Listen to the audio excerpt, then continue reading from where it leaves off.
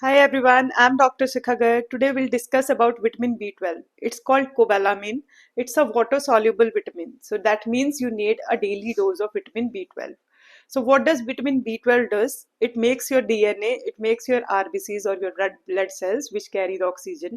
It also helps in keeping your central nervous system in a proper way. It keeps your hair, your skin, nails healthy. Apart from that, your bone health is also related to vitamin B12. We'll discuss about in detail how does B12 help in building up all this. We'll start with the deficiency symptoms first.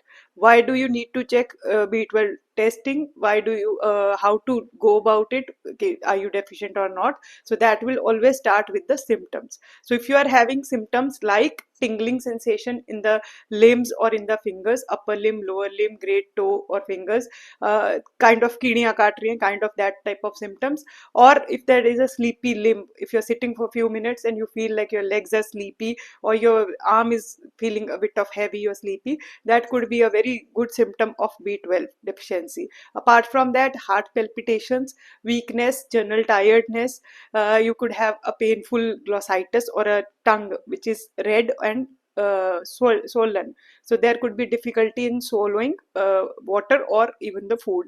That could be one common cause of common symptom of B12. Apart from that, there could be loss of appetite, there could be constipation, numbness, muscle weakness, there could be problem in speaking, there could be vision loss, there could be difficulty in remembering things, irritability, amnesia. Amnesia means difficulty in remembering things. Mood swings could be there, or depression.